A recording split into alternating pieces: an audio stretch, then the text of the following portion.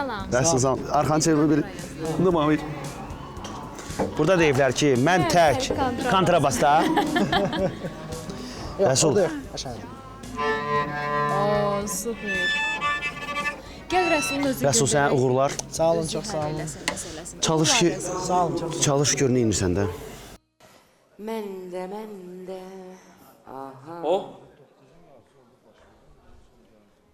O üçün daha boylu çıxdı. Çox gözəl, yaradıcı gəliş idi bu.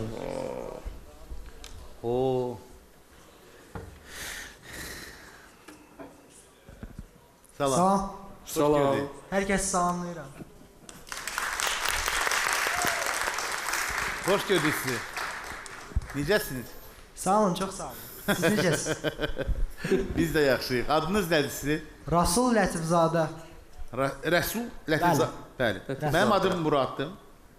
Bu Aygün xanımdır. O malikdir. Tanış olduq. Bəli. Mən Rasul Lətifzadə, Üzeyir Hacıbəyev adına Bakı Musiqi Akademiyasının violonçel ixtisası üzrə 1-ci kurs tələbəsiyəm. Ziyalı ailəsindənəm. Ümumilli lider Heydər Əliyevin Mstislav Rostropoviçlə olan sıx dostluğum anamı məni violonçel alətində təhsil almağıma həvəsləndirdi. O zaman böyük məmnuniyyətlə biz sizi dinləmək istəyirik. Olar? Olar.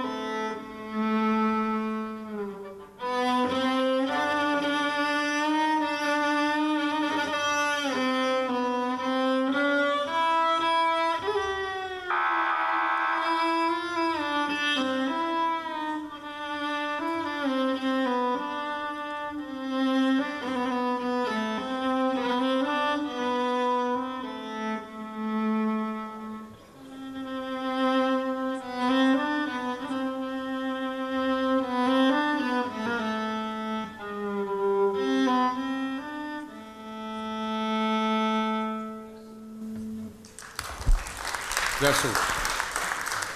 Bunu bildik. Bunu müsabiqə üçün hazırladınız, tez. Düzdürmü? Mən sizi kimi ifaçını müsabiqənin ikinci turunda görmək istəyərdim. Ama daha çılgın bir Malik. Mən istərdim ki, gələn dəfə sizin yəni bir alt musiqisi olsun, ritm olsun, nəsə bir virtuozluq eləyəsiniz, göstərəsiniz böyle fokuslar hamısını. Bax, o lazımdır bizə, o istedad lazımdır. Nəyə ki, mən getdim konservatorda, orada 6 il oxudum, mənə bunu öyrətdilər. Xeyr, özünüzdən gələn şeyləri eşitmək istəyirik. Mən yəqin ki, mənim fikrimcə bəlkə bir şans verək, gələn tura keçsin, görək. Gələn turda artıq biz belə... Yəni hə. Aygün xan? Mən yox söyləyirəm. Rəsul, bir hə, bir yox. Mən cavabım hə və sizi ikinci turda virtuozluğunuzla görmək istəyirik. Sıradan biri olmasın.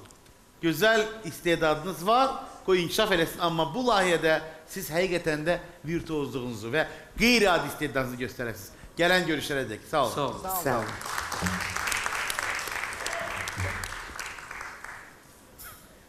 Rəsul, Bravo Rəsul. Təbriklər. Sağ olun, çox sağ Növbəti olun. turda gözləyirik. İnşallah. Hələlik.